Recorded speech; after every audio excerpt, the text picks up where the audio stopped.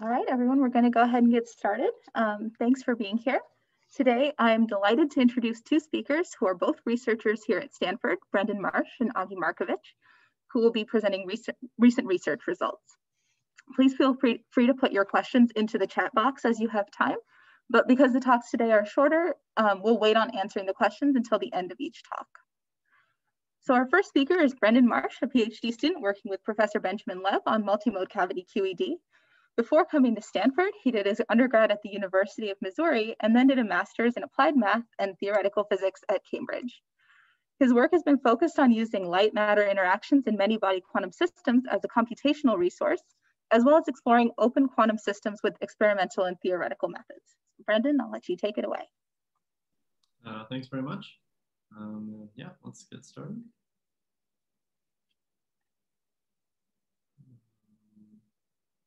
Just a second, sorry.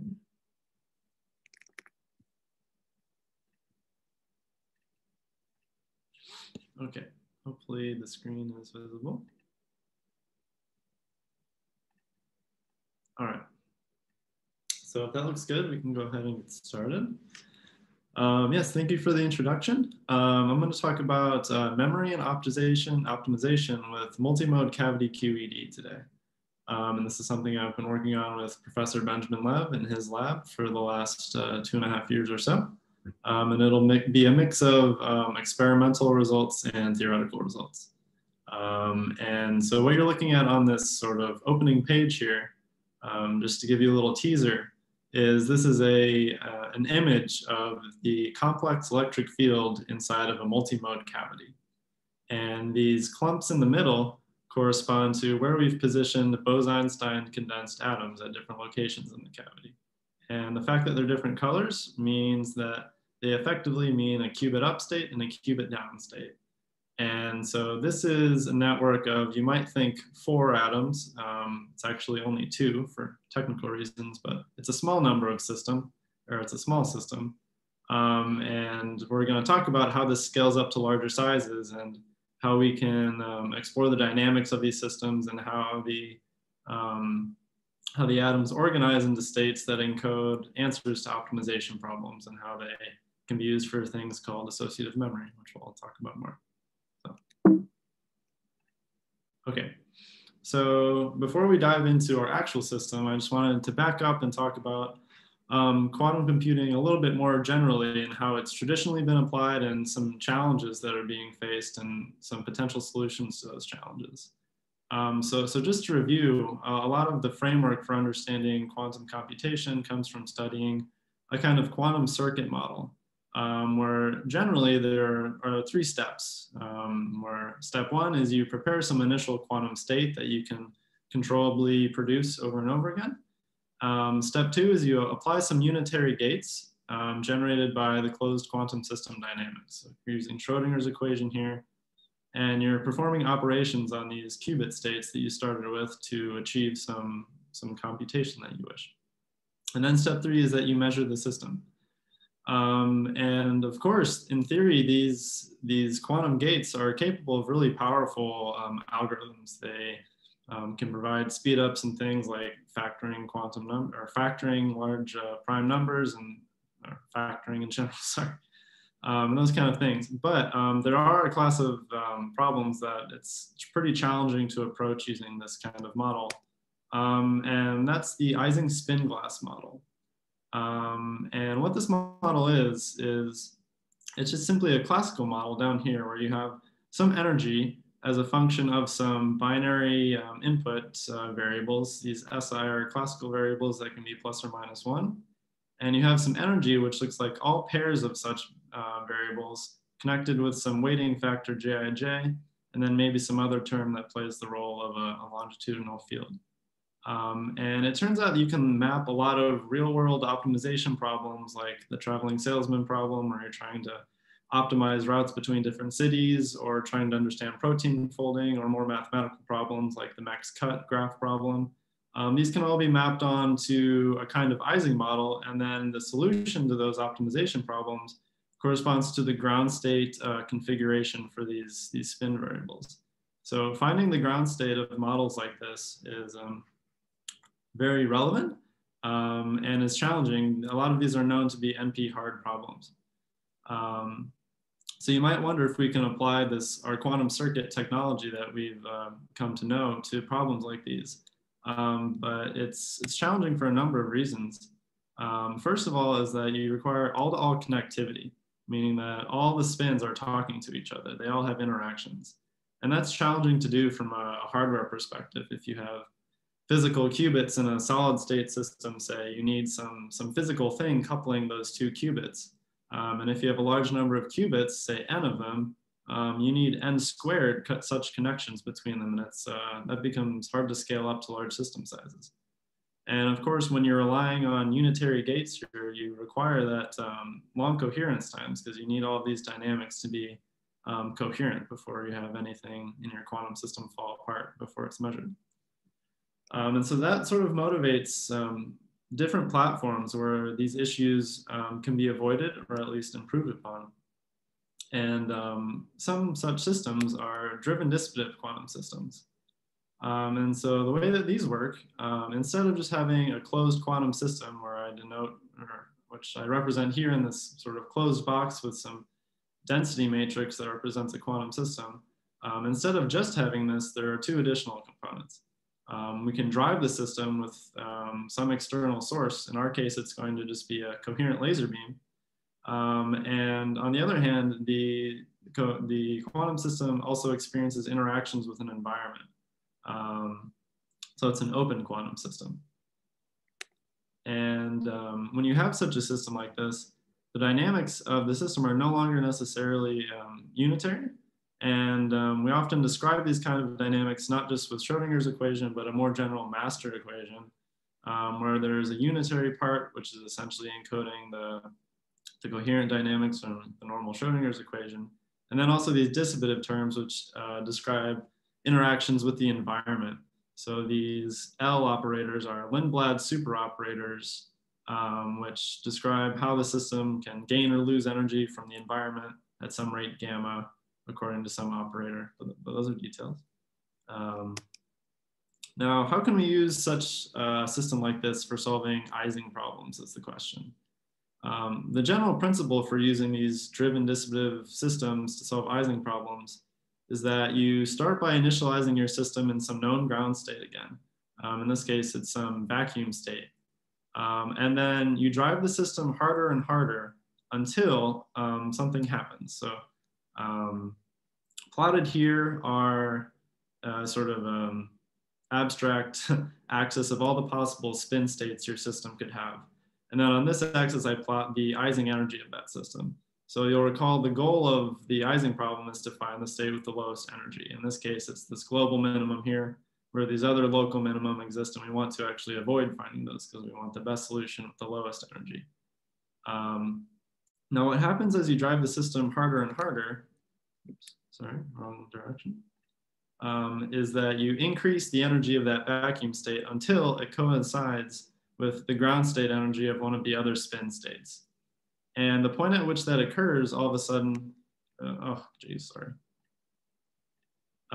you amplify the population in that spin state once it has enough energy to overcome dissipation in the system. So not until this point where you're driving hard enough can any of these other spin states be populated until you hit some critical driving strength, and then you can populate those. So in the ideal case, the system gets pumped directly into the ground state of the corresponding Ising model. And you can note that this sort of exploration mechanism is a lot different than other methods for finding low energy states of functions. You can think of traditional annealing processes where you introduce some finite temperature into the system, and then fluctuations can allow you to escape from local minima and find global minima. Or if you have like a quantum annealing procedure, you tunnel through these potential barriers to find the global minimum. This works in a sort of fundamentally different approach where instead of going top down, you're going from the bottom up. And so that's the kind of the physics that these systems are going for. And there are numerous analog devices where this kind of thing is realized. Which brings us to our system that we're going to study. So the system we study in our lab is a cavity QED platform, which is essentially composed of two mirrors, two spherical mirrors, and then we place Bose-Einstein condensed atoms between the mirrors. And then we have an external pump beam, like I was describing on the previous slide, and we pump the atoms with that beam. And as we pump harder and harder, eventually the atoms scatter light from the pump beam into the cavity modes. And the dissipation in the system comes because the cavity modes escape from the mirrors. So we don't have perfectly reflective mirrors. Some of the light escapes, and we actually use that light for imaging to learn about the system. So that's our driven dissipative system. In this sense, it's an active quantum gas microscope because we're imaging the system, and at the same time, the cavity field affects the dynamics of the spins. And so from these images, we produce these holographic images where through some spatial heterodyne methods, we can back out the electric field inside of the cavity and learn about the state of the spins inside.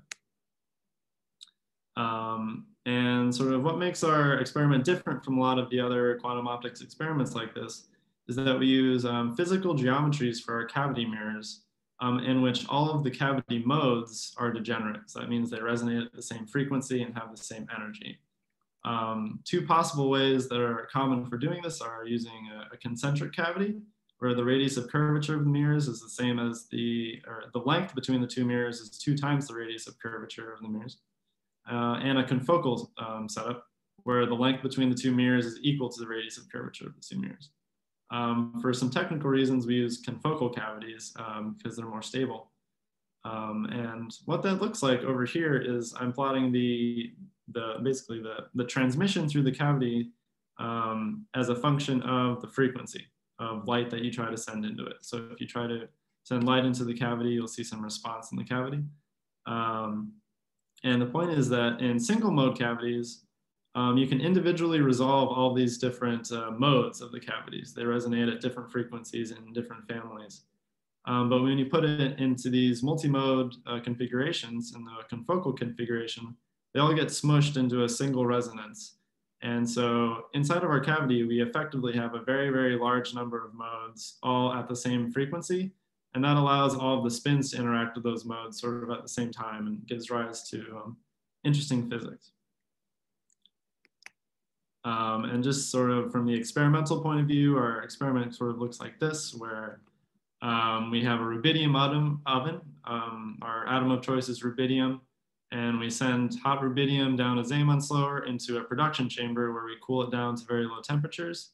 And then we translate that ultra cold gas into our science chamber where the physical cavity is located. And this is a picture of our actual cavity. The radius of curvature is about 1 centimeter. And the atoms get trapped between the two mirrors using some optical dipole traps. We put them there and then bring them down to Bose-Einstein condensed temperatures and some cavity specifications for everyone who's interested. So how do we model this system, and how do we describe the driven dissipative dynamics? We do this through a generalization of what's called the open Dickey model, which is a model describing how cavity modes interact with two-level spins. And for us, we have a generalization of that because we have many, many cavity modes interacting with the spins at the same time. And we have some number of clumps of spins in the cavity. So we don't just have one large clump of spins, but we have atoms in different locations in the cavity all interacting with the cavity field in different ways. So the Hamiltonian is composed of these 3 terms, which I'll just describe physically really quickly. The first term here is the self-energy for all the cavity modes, which we model as harmonic oscillators, basically. And they all have in principle, they all have their own resonant frequency, omega m. In our cavity, these are all close to being the same value. And then we have our 2-level atoms, which we describe using collective spin operators. So at each position in the cavity where we trap spins, we represent those spins with a collective spin operator. And we do some Raman pumping techniques to isolate 2 levels of rubidium to act as qubit up and qubit down states. And the self-energy of those spin operators is governed by this term. And then there's an interaction term, where the X quadrature of the spins is interacting with the electric field in the cavity. And there's some overall coupling strength.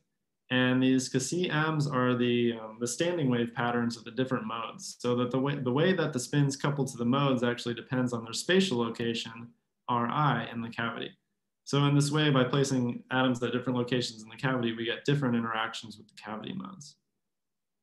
And then to describe the dissipation of the cavity modes, because they leak out of the mirrors, we use this master equation formalism like I referred to earlier, where we have unitary dynamics governed by this Hamiltonian here, as well as dissipative terms where we lose cavity modes. This is a challenging model to think about theoretically for a number of reasons.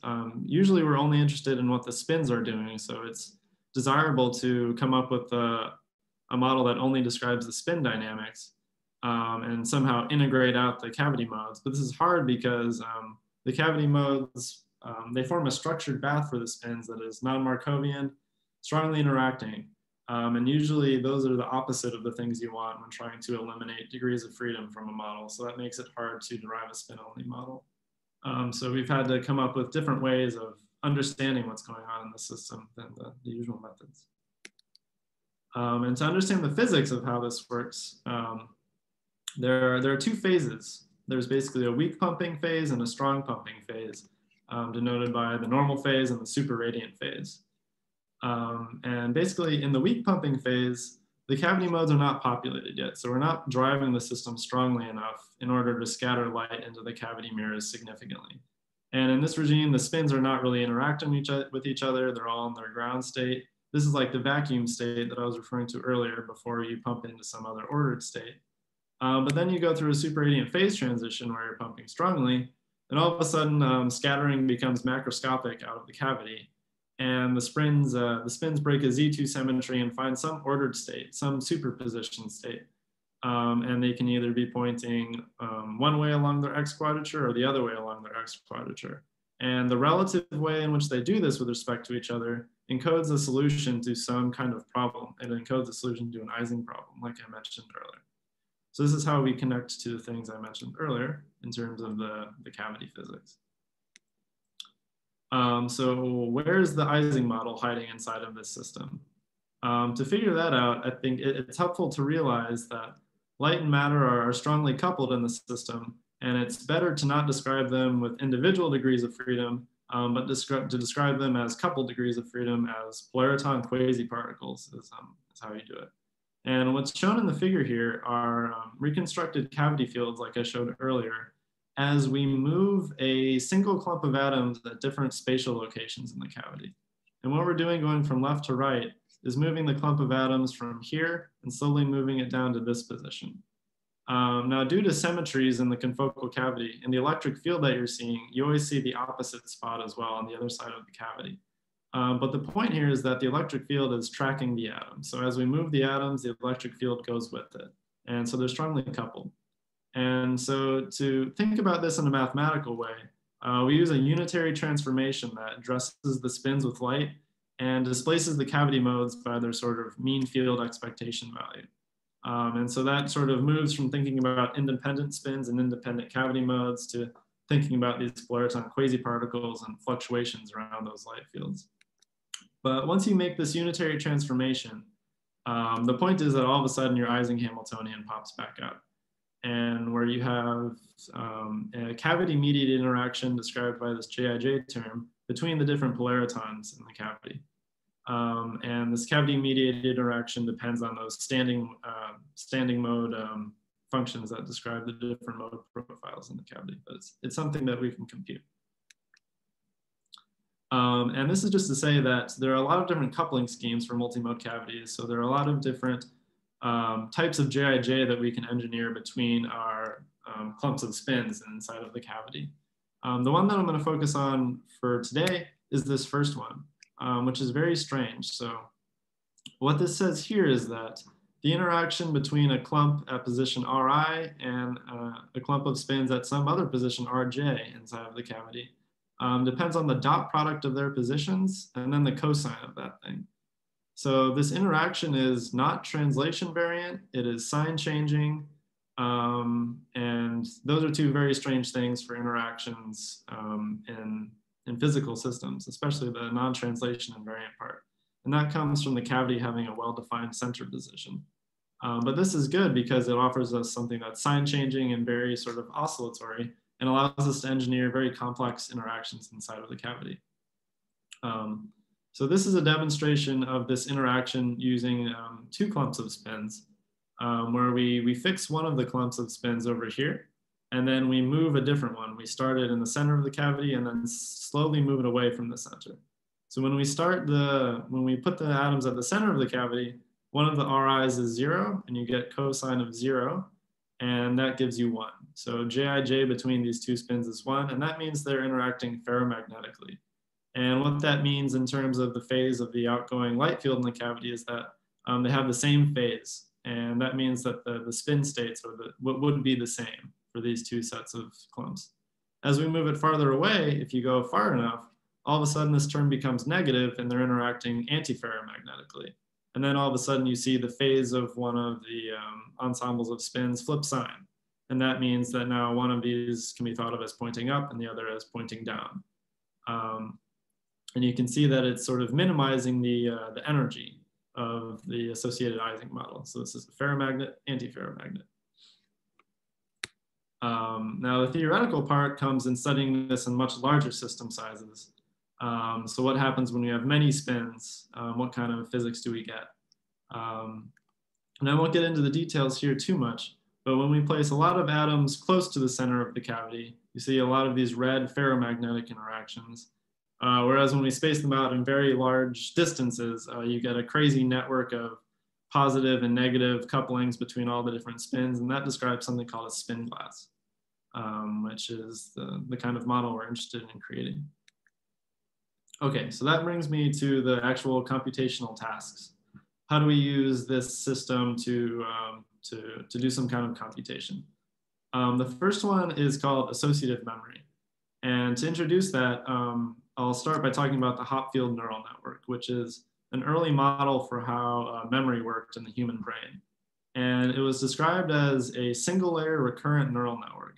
So these SI are again plus minus 1 variables. And the state of this neural network, instead of feeding to different layers of a neural network like you might be used to, feeds back into itself after being reweighted by some J matrix.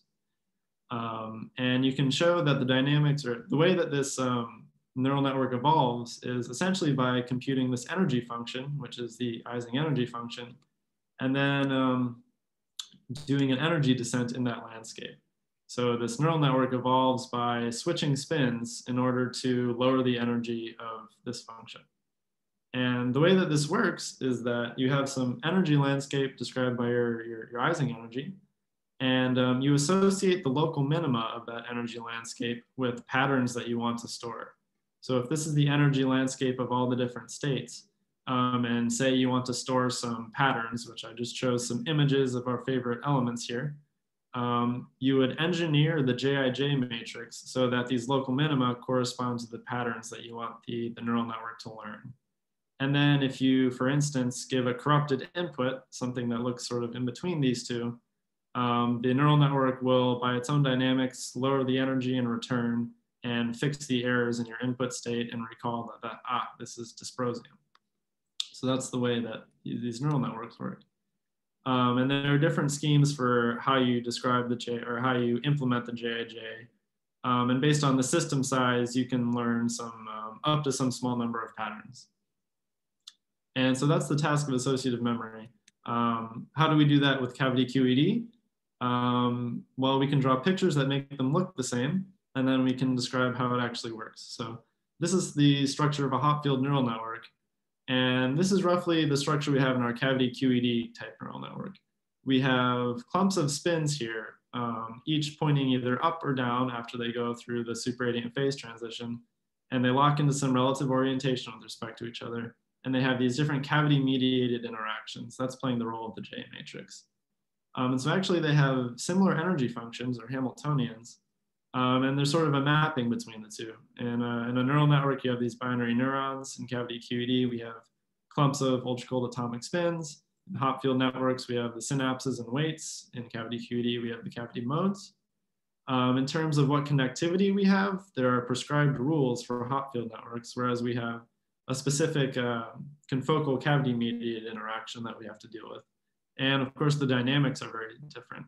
The dynamics of the neural networks, they follow a Metropolis-Hastings algorithm, whereas we have some very complicated Lindblad-Master equation. So how does that actually work? How does our system actually lower its energy and find these, recall these memories? So to answer that, we study the system deep into the superradiant phase, which means the pumping is very strong. And in this regime, we can derive what was called a Redfield-Master equation, which integrates out the effect of the cavity modes. So we derived a model for our system, which only describes the spin degrees of freedom. And we get a new master equation, which has this form. So rho is, again, the state of our spins. And it has this coherent part with the Hamiltonian, which actually isn't important for now. But it also has these new collapse operators. And what these do, these operators either raise a spin or lower a spin at some rate function that depends on the energy cost of flipping a spin. And so if you make a plot of this function that describes how often spins flip up and down as a function of the spin flip energy, which is how the Ising energy changes if you were to flip a spin, it looks like this. And the point here is that the spin flip energies with negative energy, meaning that it would lower the Ising energy, have a higher spin flipping rate than the ones that increase it. And you can extract some effective temperature from these dynamics. But in the low temperature limit, it actually describes something very simple. In a cavity QED neural network, what happens is something that you can call a discrete steepest descent dynamics. So at every point in time, the cavity determines what is the best spin that I can flip to lower the energy the most, and then it does that. So it's sort of like a greedy energy minimization process. Whereas in hot field neural networks, they follow a Metropolis-Hastings algorithm, and that's more akin to a random downhill walk in the Ising energy landscape. So they have slightly different forms of energy minimization, but they both minimize the energy of the Ising function and find their way back to these stored patterns and recall memories like that. And so to numerically test how well the cavity does, the way that we do that is by basically preparing the system in some configuration which is not one of the learned patterns. So if the local minima correspond to the learned patterns, so this is the Ising energy with local minima, and these would be the pattern states that the cavity has learned. We start by inputting some state that's some distance away from these and seeing how well it flows back to that state. And to make a long story short, since I'm running out of time, the cavity performs at a similar level to the best known associative memory models. So in this plot here is a function of, as you learn more and more patterns, how much input error can you accept to those patterns and still remember them? So you can naturally think as you learn more and more things, it's hard to remember all of those things. Something similar happens in associative memories. And this y-axis is basically a proxy for how good it can remember those patterns after you store this number of them in. And it's normalized to be the number of learned patterns over the system size n. And the ultimate storage capacity coincides with the best known neural network models. And that's a capacity of n patterns given n total clumps of spins in the cavity. So at this semi-classical level, the system actually performs quite well to do associative memory. And that's sort of a prototypical first step of a system as you want to learn. Or it's a prototypical function of neural networks, and it was the first step we took in understanding how we can use it for computation. Something we're working on now is the more straightforward problem of just how well can the system find the ground state of these spin glass models. So the game here is very simple. You have an Ising Hamiltonian like this, and you want to find the lowest energy state. Oops, all right. And so there are ways to do this by in the semi-classical limit by deriving equations of motion from the Heisenberg equations of motion. So something that one could do is to describe equations of motion for all the cavity operators and all of the spin operators And those would generically be a function of all of the spins and all of the other cavity modes. But this doesn't work because there are an infinite set of cavity modes in our system, and that's too many to deal with, of course. And so to deal with this, we're coming up with a way to, instead of using all of the cavity modes, we actually define a set of supermodes that the atoms scatter light into, and mainly use those modes, which are a finite set of modes, and use those to describe the dynamics rather than using all of the cavity modes. And this is sort of illustrated here, where the sort of the cavity modes that one naturally uses in a confocal cavity are the Hermite-Gauss mode basis. The things that we actually image in our experiment do not look like those things. They look like these things. And so by predicting what these supermodes are, we can provide a more effective description. We don't have to deal with an infinite set of degrees of freedom. And then we can describe the semi-classical dynamics of the system as it goes through the phase transition in particular. And that produces graphs that look like these. So what's happening here is that we have, this is a numerical simulation of a set of 100 spins that are being ramped through the superradiant phase transition.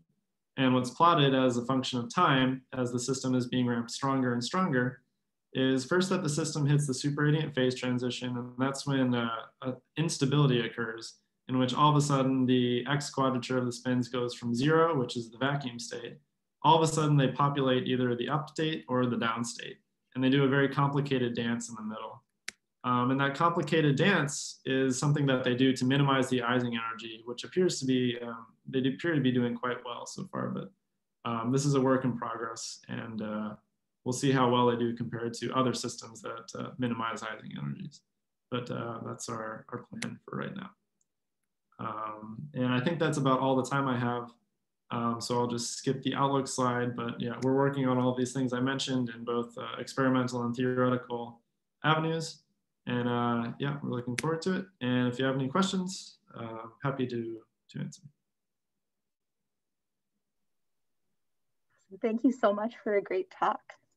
I think maybe we don't have time to take any questions just right now, but Brendan, do you have time to stick around maybe at 1 after the other talk? Sure, fine, yeah. Okay, great, thank you. Okay. Awesome. So our second speaker is Ognjen Marković, a PhD student working with Professor Monica Schleyer-Smith. Before joining Stanford, Oggy got his bachelor's and master's degrees in natural sciences at Cambridge. And in the fall, he'll be starting a postdoc with Marcus Greiner at Harvard. His work here has focused on using Rydberg interactions to manipulate cold atoms with applications ranging from quantum simulation to quantum metrology. So Oggy, I'll let you go ahead. Thanks so much, Shankari.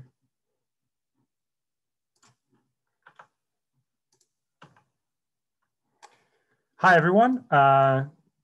Thanks, Shankari, for the nice introduction. And today I'll tell you about work in Monica's lab that I've done over my PhD on building a quantum system and manipulating cold atomic gases.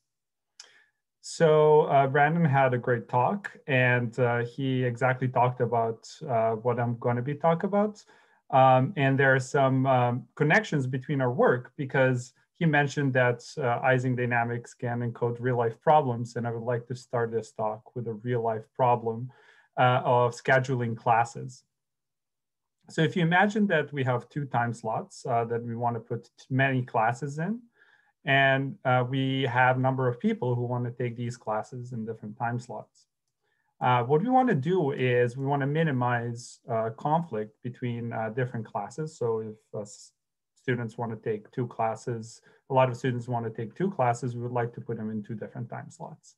And turns out you can represent this as a graph problem, and where vertices are actually classes, and we color them with different colors, which are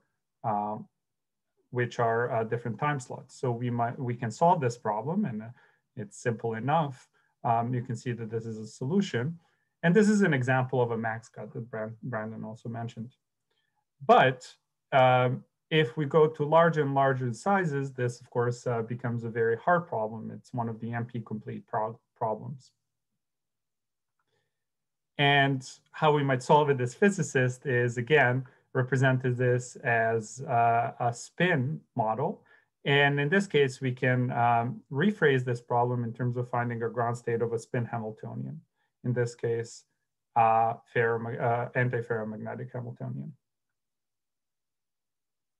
Here, each color is a different spin state, and we identify edge weights with interaction strengths. And for example, if you have two classes or two spins interacting with a very large interaction weight, we will want to make them anti-aligned. And this is how you can see how the ground state encodes the solution to this problem. If there are many students taking the class, or equivalently, if the interaction strength is large, then spins connected by that edge will want to anti-align and minimize the conflict.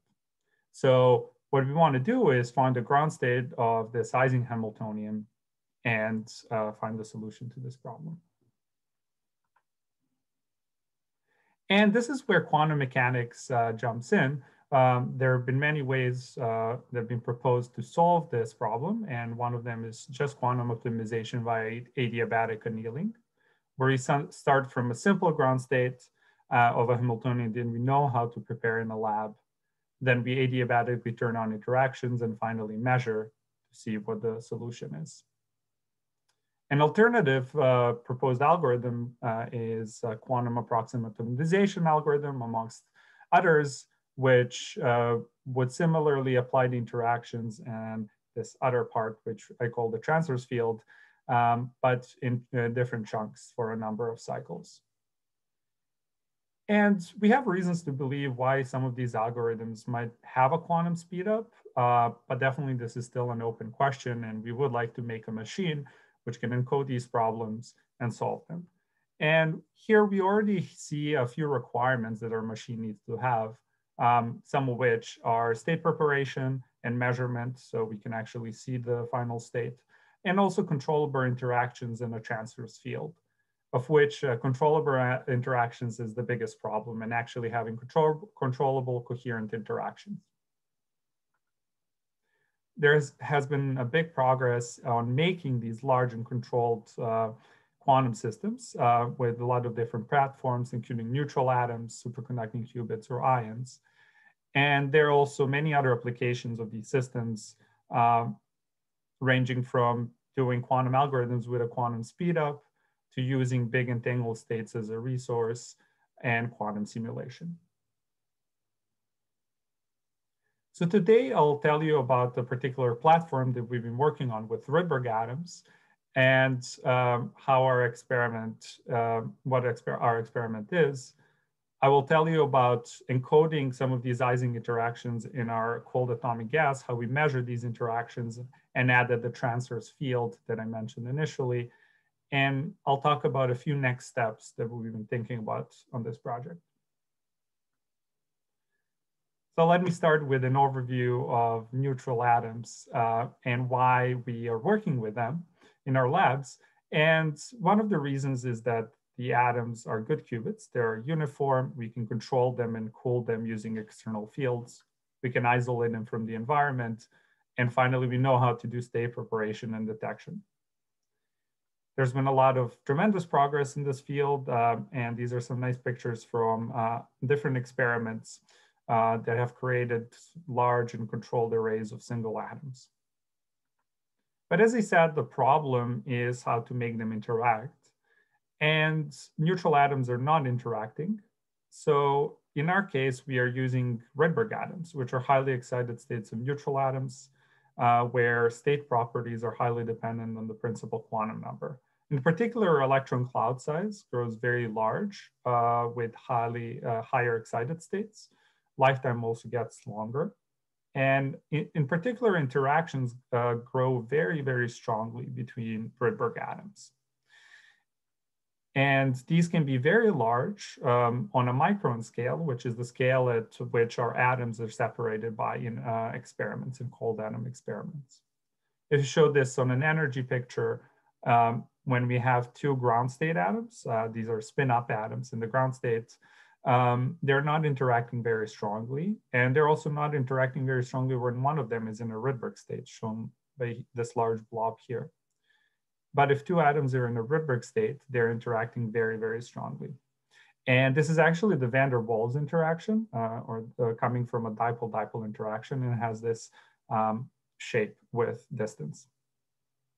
This has been proposed as a way to perform quantum gates and create correlations between atoms.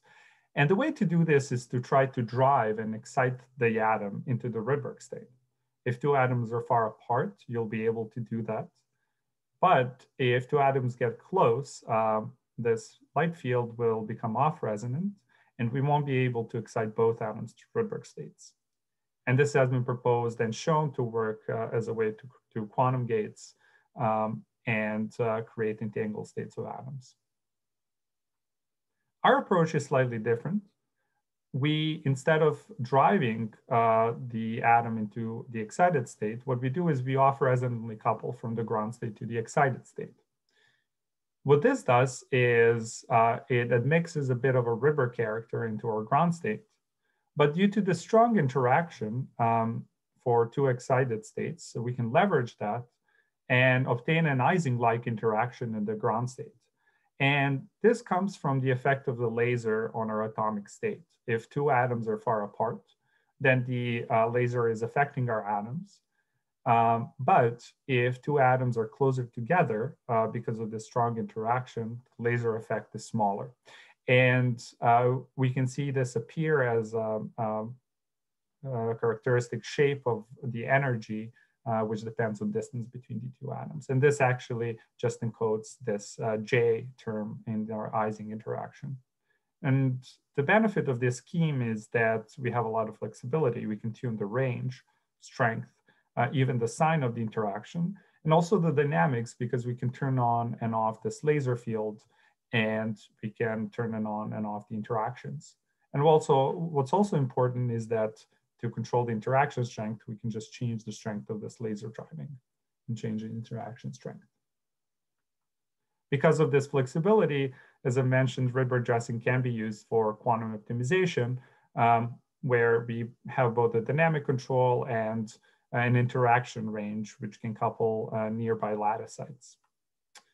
Also, this scheme has been proposed to create entangled states in cold gases of atoms, and also to create spatially varying entanglement, which might be useful in creation of better atomic locks.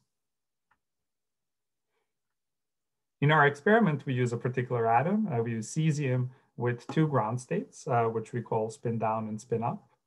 We can couple them with microwaves, which is the way to get the transverse field. And we couple one of these ground states to the excited state to do dressing. In our first experiment, we had the atoms trapped in an elongated dipole trap. So there it is a bulk gas. And we applied this Rydberg dressing laser locally to make the atoms interact. You can also apply microwaves from the side to do transverse field spin flips. And finally, we can measure the state of the atoms from the side. And you've been seeing the experiment behind me, but this is also how the experiment looks in lab. It's a bit more built up right now, and there's much more optics around it. And the atoms are trapped in a vacuum chamber here inside this optical dipole trap.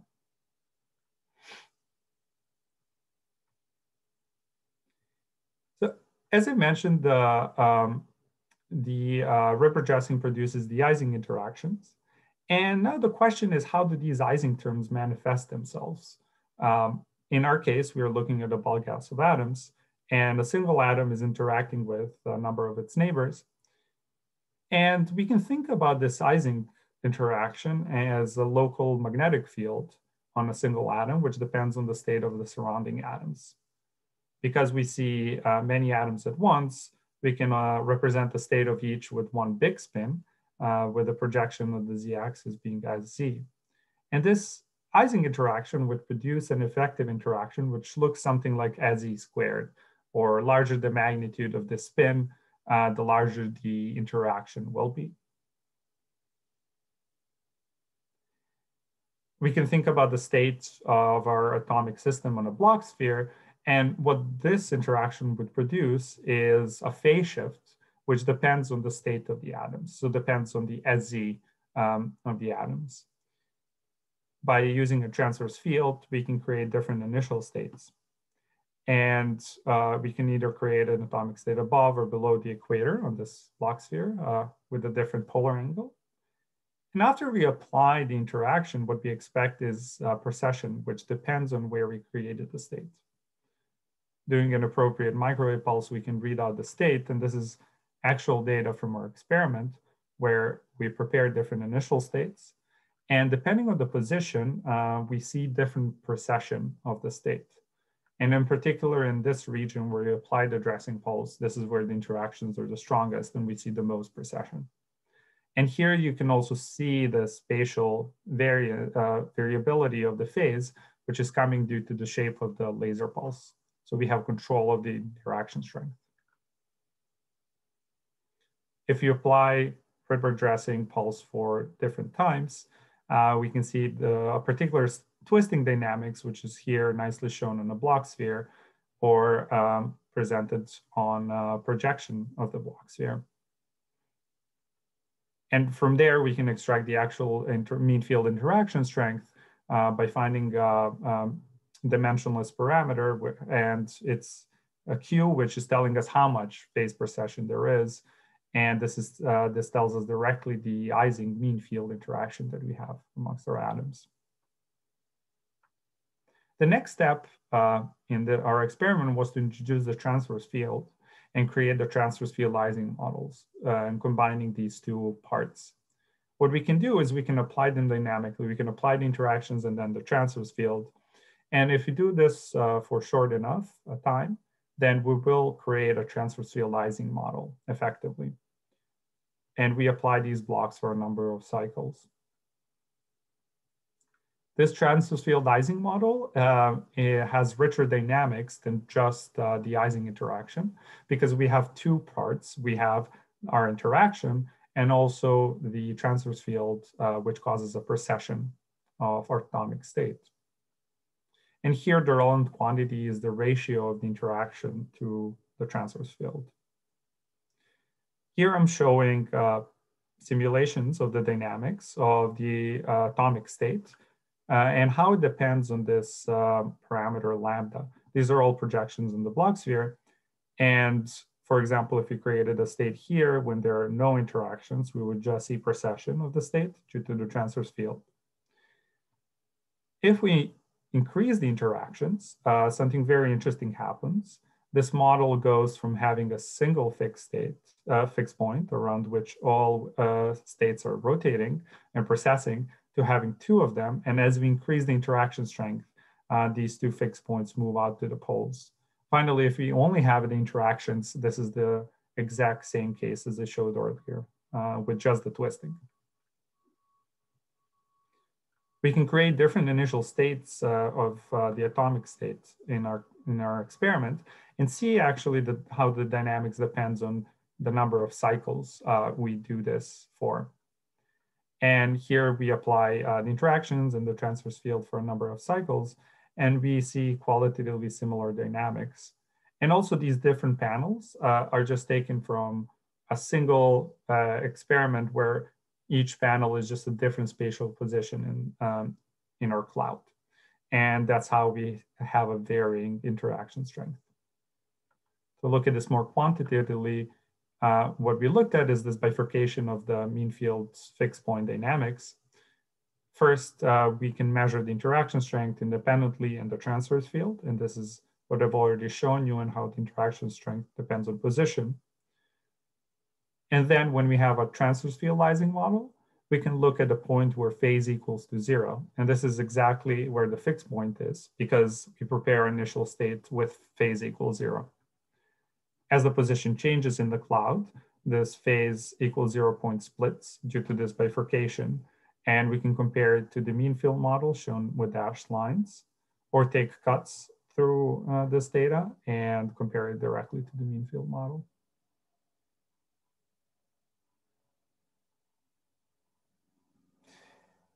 So what I've shown you here was how we measured the Rydberg dress interactions and how we obtained spatial control of these. Also, we measure twisting, and finally, transverse-field Ising dynamics. Now I would like to tell you about our next steps on this experiment. And the thing we are working on in the lab right now is quantum state engineering with these interactions. And what we would like to do is we would like to apply the interactions, and starting from an initial state, which you can represent on a block sphere as with an uncertainty spin circle. And this is an uncorrelated state, so there is no quantum entanglement. If you apply the twisting interaction, as I showed you, what we expect is that the state is stretched out. And this produces reduced uncertainty in one of the directions of the state. And this can be used to better measure certain physical quantities or make better atomic locks. And the benefits of this scheme is that we need a single dressing laser to induce the interactions. And we also have spatial control, as is shown you. And currently we are working on it with more confined traps with around 1,000 atoms each, where we would like to measure the reduced uncertainty in the spin in the spin quantity. Another thing we've been thinking about is how to implement different quantum algorithms in a system like ours, and how to efficiently do that. And for example, there are algorithms like Grover's algorithm for searching in an unstructured database, which has a provable quantum speedup. And it would be amazing if you could have near-term systems that could implement these algorithms. We thought about a particular problem, and that problem is called number partitioning. And it can be stated as follows. If you have n objects with certain weights, and we would like to split these objects into two parts with equal weights. And this is simple enough to state, but it's actually a hard problem, and it's also in the NP-complete class of problems. And it's very hard for certain parameters.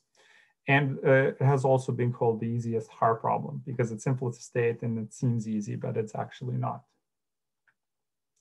Of course, continuing the theme of representing different problems as spin models, we can represent each object as a spin and write the state of these spins in terms of a weighted spin. And this is important because each spin will be weighted by the appropriate object or corresponding object weight. And what you can notice here is that state, which has as equals 0 in this encoding, will be the solution, because in that case, that state will be a bipartition. And for example, if a spin is in a state up, it tells us that it's in one partition. And if the spin is in a state down, it tells us that it's in another partition. What we do here is we introduce an ancilla, which interacts with these spins. And this interaction is encoding the weights. So if the larger the object weight, the stronger the interaction. We would like to, in the end, to do an algorithm and to find two partitions, which tells us the bipartition of the system. Now I would like to tell you how you can use Grover's algorithm to solve this. And we can represent a partition by a bit string 0 or 1, up or down, which tells us whether a spin is in one or the other partition. We can prepare an equal superposition of all partitions just by making every spin point along X. And we need a Grover's oracle, which marks the solution state and actually just applies a pi phase shift to the solution state, which is here represented in red. There's one more ingredient, which is inversion around the mean. But after this Grover step, so-called Grover step, what you have is an amplified probability that you will see the solution. And repeating this for a number of steps, in the end, you just get the solution state and you measure the system and see what the solution is. The question is, how do we mark the solution state, in our case, with S equals 0? So we want that to be able to implement the Grover's oracle. What we actually need is something like this. We need to apply a phase shift to our state, depending on SZ. And only if S equals 0, we apply a pi phase shift. In our encoding, if you think about what the interaction does to the ancilla, actually the ancilla will shift the energy of the interaction will shift the energy of the ancilla. And that will depend on the state of the spins. So it will be proportional to SZ. And the solution to create an oracle like this is to drive the ancilla with a 2 pi pulse and return it back to the ground state. And if this pulse is on resonance, it will exactly apply the pi phase shift. If it's not, it will apply a different phase shift. We call this the generalized Grover's oracle. And what we've seen is that you can get a phase shift, which is smooth. It's not as sharp as is shown. But the point is that we just need this to be narrow enough to solve a certain number partitioning problem. And we've thought about implementations in a Rydberg atom system with dressing similar to ours, and also a cavity QED system. We simulated the performance of this generalized oracle by using Grover's algorithm to solve the partition problem and for different parameters of the problem. And you can see that after a certain number of steps, we can have almost unity probability of solving it. We've also examined realistic performance, where the performance is limited by the ancilla decoherence, which would be the case in case of a Rydberg state, which has a finite lifetime. But we observed that at achievable interaction to decay ratios in current experiments, we can observe a limited quantum speedup, which is comparing this algorithm to an equivalent classical algorithm. So finally, I would like to thank my group and lab members that worked on this project for many years, starting from Tori Borish, who's graduated last year, Jacob, and Shankari, who I'm working with right now, and our professor, Monica. So that's all. Thank you. Thank you so much for that really neat talk, Augie.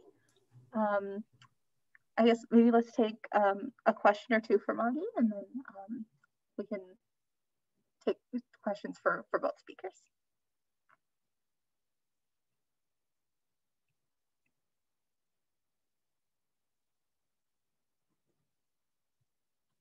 All right. Are there any questions?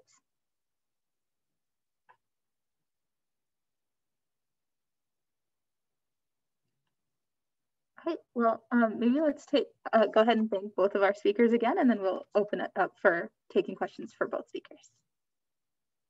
Thanks so much, guys.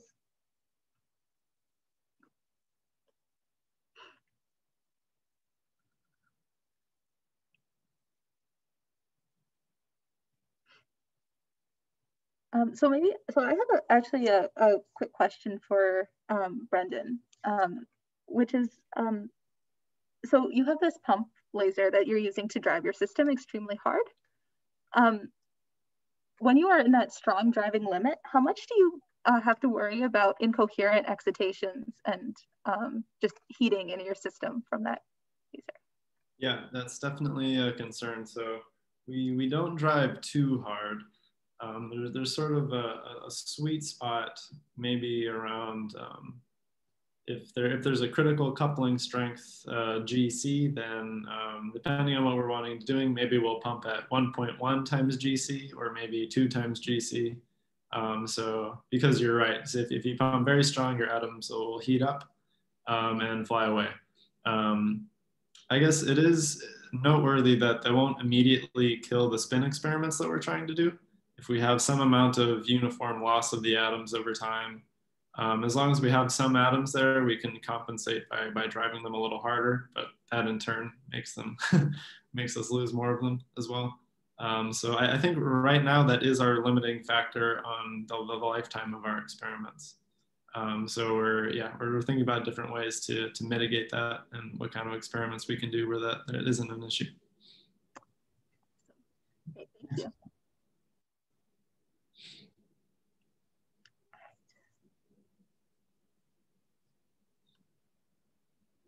It was for Brendan. I was wondering, like, how many ensembles could you see placing in your cavity and somewhere in the near term?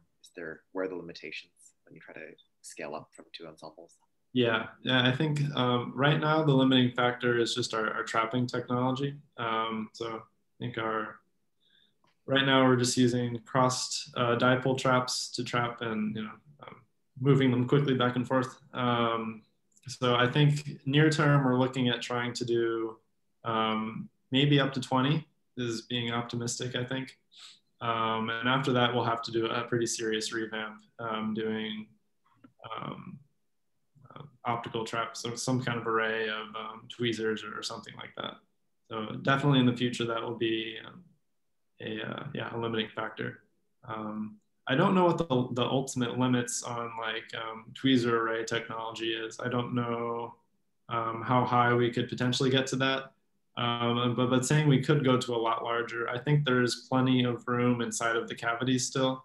There's mode support for, I guess I haven't even pushed it to the extreme. I don't know the limits of how far out the mode support goes off the top of my head, but I think it's on the order of hundreds of microns. So if we have atoms that are a couple of microns wide, that's maybe roughly 100 squared atoms in the cavity, so about 10,000, which would be more than more than we could handle probably. So.